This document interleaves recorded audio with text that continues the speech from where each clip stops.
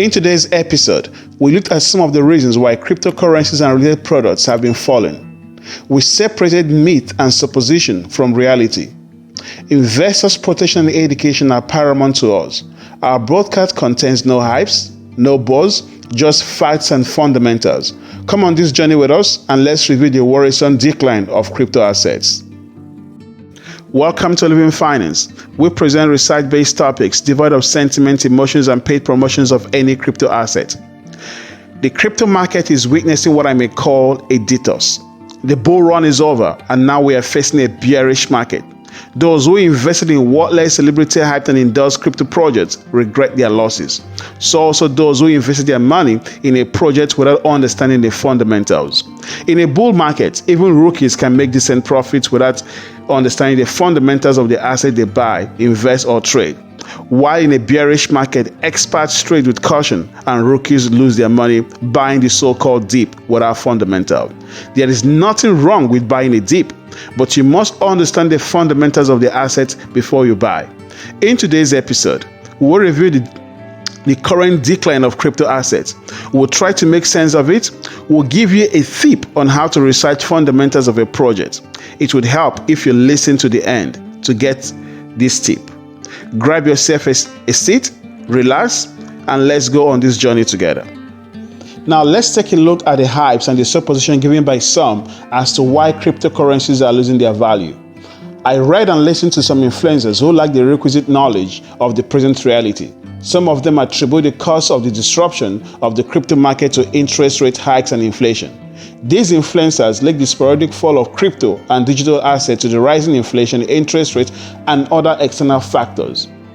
These may be secondary causes, but there is no empirical evidence to suggest that these were the immediate causes of the continued decline. As a result, I'm afraid I have to disagree with your analysis. I call the present decline of the general crypto asset a contagion. I will explain why this is and how the spread happened. Let's get started. So what's happened? How did it happen? Is there any hope in sight for speedy correction? Will the crypto assets survive the continued decline? You should subscribe to our channel if you want to know more on how to trade cryptos using fundamentals and utilities and not hype.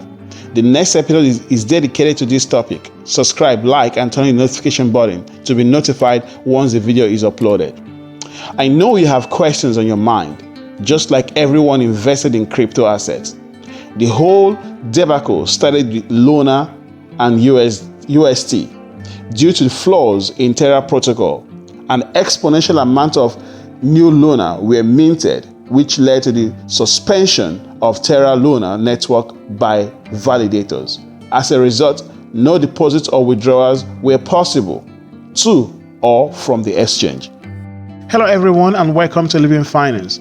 This platform presents a reasoned analysis in finance, the economy, crypto, stock market, electric vehicles, artificial intelligence, healthcare, and how policies in these sectors affect personal finances. Please subscribe, share, and turn on the notification button. Some investors, unaware of the exponential unit of the newly minted Luna coins outside of the exchange, purchased more Luna coins. The deposit of the newly minted coins depreciated the value of Luna because more units were available for purchase, thereby crashing the price of the asset. Classical economics: more supply, less demand, price depreciates, price plummets. The availability of more coins meant that supply far outstripped demand, and where this is the case, the asset price will nosedive. However, the Terra team could have regained immediate control of the situation by burning the newly minted coins and restoring the value of the coins to the total supply in circulation before the flaws in the Terra protocol. This action would have limited the losses, restored market confidence, and stemmed the dive. The failure to promptly correct the situation led to fears in other crypto asset classes. The contagion effect began from the misfortune of Terra. The crypto market is nascent, developing, and evolving with inherent risk issues. Remember the Axie Infinity debacle and a temporary effect on the crypto market before the developers were able to quickly respond to assure investors of the measures put in place to stem the tide and recover the stolen funds.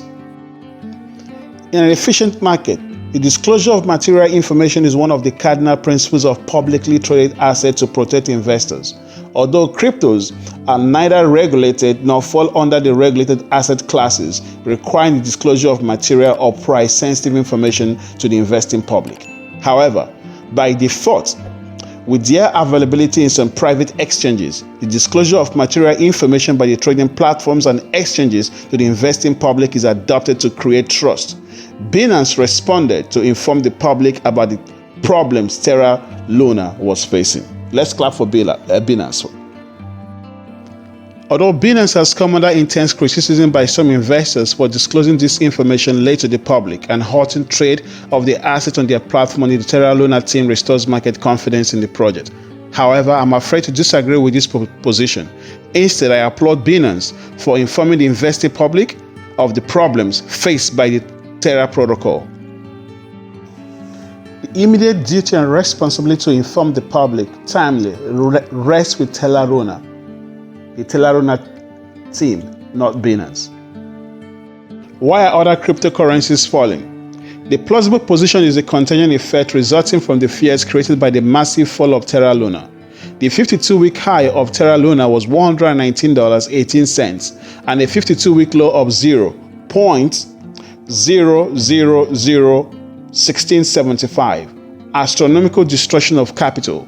The total supply of Luna, according to CoinMarketCap, is approximately 6.9 billion coins, with a circulating supply of 6.5 billion coins. Treasury Secretary Janet Yellen was not unaware of the problem caused by the Terra Luna protocol to the investing crypto public. She stated, a stable coin known as Terra USD experienced a run and declined in value. This simply illustrates a rapidly growing product, and there are rapidly growing risks. That run's experience in Terra USD had a contagion effect on the value of other crypto assets is an acceptable premise of the present crypto runs. The Terra USD UST stablecoin is pegged to the US dollars, with a 52-week high of $1.04 and a 52-week low of 0.0944. A terrible fall for a stable currency that was supposed to never fall below $1. It literally wiped out its value at the expense of the investors. It implies that your $1 invested equals 0.0944 cents today. The total supply is the number of coins that have been created, while the circulating supply is the number of coins in circulation. The total, therefore, is 6.9 billion and 6.5 billion for Terra Luna, respectively. Axie Infinity had problems with the breach of their network and the theft of billions of dollars worth of crypto assets. Let's look at the 52-week price high and low of Axie Infinity. A 52-week high of Axie Infinity is $165.37 and a 52-week low is $2.74. It is currently trading at $20.56 with a 24-hour high of $23.69 and a low of $20.52 according to CoinMarketCap. The total supply of Axie Infinity is 270 million, with a maximum supply of 270 million coins. The total amount of Axie Infinity to ever exist is 250 million coins, compared to Terra Luna's 6.9 billion. The event that led to the depreciation of some of the established cryptocurrencies like Bitcoin, Ethereum, Litecoin, Monero, and Ethereum Classic. This event led to the depreciation. The contagion from Terra Luna spread to other cryptocurrencies seemingly seen as established cryptocurrency benchmark or greenback, so to speak, literally so to speak in this regard. Yes, the crypto market is a volatile marketplace. Crypto assets are volatile with the potential of massive gains and catastrophic losses. Be warned. On Monday, May 16, 2022, the creator of Terra Luna, Do Kwon, stated that Luna Foundation Guard, a foundation set up by him, spent almost all of the Bitcoin in its reserve in a failed effort to defend Terra USD or UST as it's popularly referred. According to the report, the Luna Foundation bought over 80,000 Bitcoins worth nearly $3 billion, with additional BNB, Theta, USD, and Avalanche. These reserves, according to Luna Foundation, were to use to defend the value of USD if it fell erratically and below the peg reference price. In some of the tweets from Luna Foundation Guard, about 52,189 Bitcoins were traded with a counterparty, and Terra sold additional 33,206 bitcoins directly to defend UST as it fell below the $1 threshold. Luna Foundation Guard further stated that it would use the remaining crypto assets, including BNB and Avalanche, to compensate the remaining users who lost their value in the UST. As of May 17, 2022, the circulating supply of Terra USD is approximately 11.28 billion UST according to CoinMarketCap. UST is a stable coin with an algorithm protocol backed with a token called Luna, used to meet demand and supply and stabilize the price of UST to ensure that it does not fall below the pegged $1 reference price per UST. UST fell below $1 during the second week of May to a low of 30 cents, and Luna was at best a worthless token from its 52-week high of over $100. According to some independent research analysts, the holders of Luna and UST have lost over $40 billion. This debacle has caused contagion in the crypto market with over $200 billion in losses. Luna Foundation stated in a tweet that the remaining reserves of crypto assets as of May 16, 2022 are as follows: 313 Bitcoin, 39,914 BNB, 1,973,554 Avas, 1,847,079,725 UST, and 222,713,007 Luna, of which 221,021,746 is currently staked with validators. This is according to Luna Foundation. Again, compared with Terra Luna's 6.9 billion coins, the total supply of Axie Infinity is 270 million, with a maximum supply of 270 million coins. The total amount of Axie Infinity to ever exist is 270 million coins, compared to Terra Luna's 6.9 billion. The sporadic fall of Terra Luna's amplified the inherent risk envisaged by objective analysts of cryptocurrencies and other digital assets. The fall meant a loss of market confidence by investors who decided to sell some or most of their assets, thereby creating an oversupply with less demand, which plummeted the prices. The report is that some stocks are underperforming across different sectors of the economy due to interest rate hike, supply chain disruption, China lockdown, the possibility of depression in the UK, and inflation in the US. However, it does not suggest that the sporadic fall of cryptocurrency assets stems directly from the above. Any argument in that regard will be stretching it too far. While they are not immune from the above, they are at best secondary factors to the depreciation of cryptocurrencies at the moment. Although some of the arguments will be that crypto assets are not regulated per se under the US law and most jurisdictions, so the requirement for timely disclosure of material sensitive information may not be required, but I'm afraid I have to disagree. The crypto market space is built on trust. Corporate governance should be at play. The developers and people who create and manage these coins, tokens, cryptocurrencies, NFTs, and metaverse should be held under the same corporate governance rule as publicly listed companies. The crypto industry and exchanges should create a self-regulatory protocol to advance investors' protection and weed out rug pulls and projects developed with sinister motives. The directors, creators, employees of this project should be accountable and responsible to the investing public to protect investors because people's hard-earned monies are coming into their project. Material sensitive information should be made available publicly, immediately to the investing public, while the team goes to work to remedy the situation. Sitting on the fence and waiting for the project to crash before informing investors is unacceptable. Perhaps before states put comprehensive regulation in place, developers and trading exchanges should work together to create self-regulatory tools and code for corporate governance, disclosure requirement, and self-enforcement mechanism to protect investors.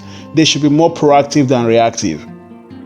Unfortunate and inadequate handling of the Terra protocol by the development and management team and the minting of excessive coins by Terra protocol created oversupply with less demand, pushing down the value of the project and creating a contagion that made investors run to cash from other cryptocurrencies. This event has drawn the ire of state regulators who are now thinking of legislation to regulate the market and protect investors. I believe that cryptocurrency and digital asset products need regulation.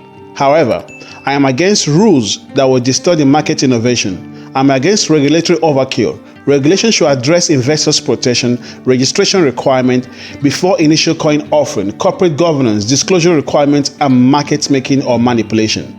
The technological innovation of blockchain, DeFi, metaverse, and cryptography should not be unduly restricted through legislation to distort advancement and applicability to other real-life sectors, education, healthcare, finance, agriculture, and security, to mention a few. Hello everyone, thank you for listening to this broadcast. We want you to share our broadcast, like it, give us a thumbs up at the end of this broadcast. We'll be bringing you in a different episode how to invest, how to find out, how to figure out the right cryptocurrency project to invest in. Remember, it's not an investment advice. We'll be giving you, we'll put in place measures to help you understand the crypto fundamentals, real world utility, and market projections. Like this video, share, and subscribe if you haven't done so. Thank you. Remember, the information contained in this broadcast is not investment advice. Please do not rely on it to make any investment or financial decision. Consult a licensed financial and investment advisor before making a financial decision. Thank you for listening.